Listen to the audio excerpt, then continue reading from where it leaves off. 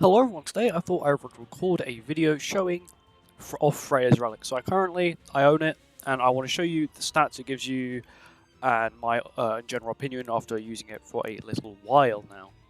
So first thing we're going to do is we just make note of the CC and the attack, so 16.6 and 61.1. Now if we go into her relic, go here and go register, and now we head back. You're looking at 17.3 now, which is actually a really big increase from 16.6 to 17.3 and 63 KCC. That's quite a bit of an increase.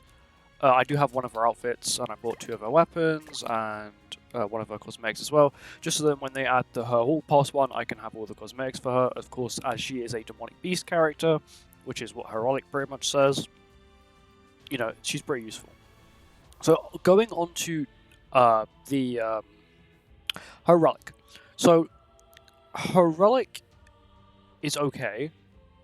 What I mean by that, I mean, if you have her Relic, doing floor 2 will still require you RNG. It still requires me a lot of RNG, and I just can't be asked to put in the time. It will take me hours, I can't be asked, I'll just farm floor 1. This team is good for floor 1, but the only problem is that there's too much DPS. I end up getting below the 30% marker on the final phase, and he ends up doing so much damage. Also, even with the Elate buff, I feel like this Demonic Beast does way too much damage, because I had an Elate buff, I had max passive, I had max Relic for her, so I had the 20% increase of all stats, and it ulted me with a Pierce ultimate, took everyone to about 20% HP, and then killed off 2 of my characters immediately, which is, you know, a very fair Demonic Beast to have. And I have perfect UR gear, like perfect UR gear for her, and she's still being minced. I do think that in the future they will add more goddesses, but I think that it'll be a split between goddesses and non-goddesses, as her Relic does not require everyone to be goddesses. It just says for each, as if all allies are goddess on the field. Okay, no, this does here. This is very specific. If all allies on the battlefield are goddesses, each goddess ally increases the hero's attack rate. So you don't get this bottom bit, but you get the top bit. So I do think they'll end up adding more goddess characters. Hopefully some catastrophes that are goddesses, because they say they do want to add more original characters from the catastrophe series. So adding goddesses would definitely be a good way to go, as well as adding, you know, maybe a goddess good character that's not just so bad it's just not worth it. Because yes, you can see the new Ludo is good for the demonic beast, but then you lose the ability to cleanse. And the ability to cleanse, in my opinion, is bigger than the ability to shield, because if you do not know, on that demonic beast, on Nidhogg, on the second phase, it always gives you corrosion. You can think, oh, then you just cleanse it beforehand, and you'll be fine. It gives it to it when its turn starts. So it's sort of like a Kyo relic. Kyo's passive. It gives you the debuff when its turn starts, and it will always play 2 weak point cards. Meaning, you know, if you don't have a constant heal card, you're going to die because of how strong it is. But I do think that getting her Relic is probably the best thing to do. It did take me, I want to say, of course this is just an estimate, maybe around 12 hours in total. This is in total, this is over the months I've been doing Nidhogg. So like 3 months. It's taken me, I want to say, around 12 hours to get.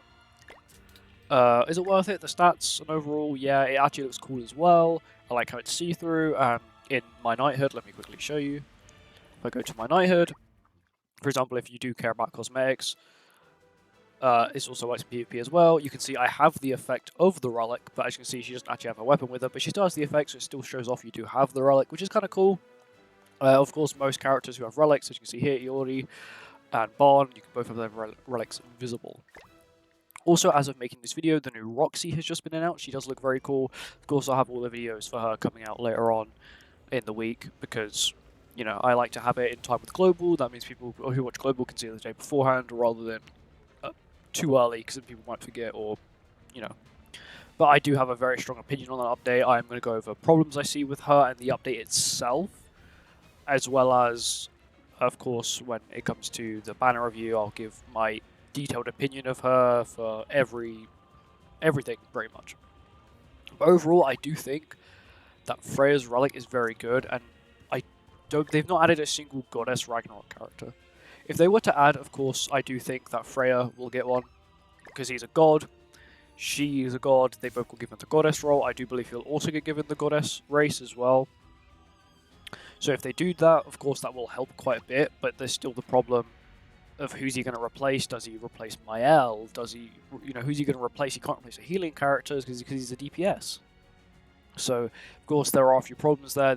Needs to be a few pieces added to the puzzle to finish it, just so there is an easy Demonic Beast team. Of course, I will be waiting to see how the new Roxy is before I decide to summon on Magelda. Decide to summon on Magelda, because this new Magelda, she's a Demonic Beast character, and from what I see, she is not the worst. And still, I did a whole video on her, but after seeing people using different teams, I do see that she's not a bad character overall. Her overall design to cleanse and heal at the same time is pretty good. If she was a goddess, that would be much better. But of course, her relic doesn't work. Unless they do a whole rework of her relic or give her a second relic, which is possible, they could do that. Her relic is currently useless. But apart from that, I do think that her relic is worth it. The stat you get from it is insane. She's the second highest CC character in the game, which is also very good. Also, if you are thinking of summoning on Magelda, please do wait till next Tuesday with Roxy's release, only because, let me go on here, this will last until the 10th. Yeah, so with Roxy's release, they're adding a new system, or a new not pity system, but like a reward system. If you spend 900 diamonds during the event of Roxy's banner, you get to pick a Ragnarok character of your choice. That is of Freyja, the male, Jormungandr, Blue Magelda, Brynhild, Green Brynhild, or Red Toner. You get to pick between one of those five. So, of course, if you do want one of those characters really badly, and you do want to summon on Magelda and Roxy, and I do have that video out, then of course save, go for it, do whatever you want. But I would still recommend waiting at least a little while. Of course, if you want to summon on Magelda, go for it. She's a decently cheap banner. 242 diamonds isn't too much. As well as we know there could be a collab at the end of April. So, of course, what I would normally do is, if you're on Global especially, just save and wait before you start summoning, because we don't know. Anyway, thank you for watching this video, and I'll see you all in the next one. Bye-bye.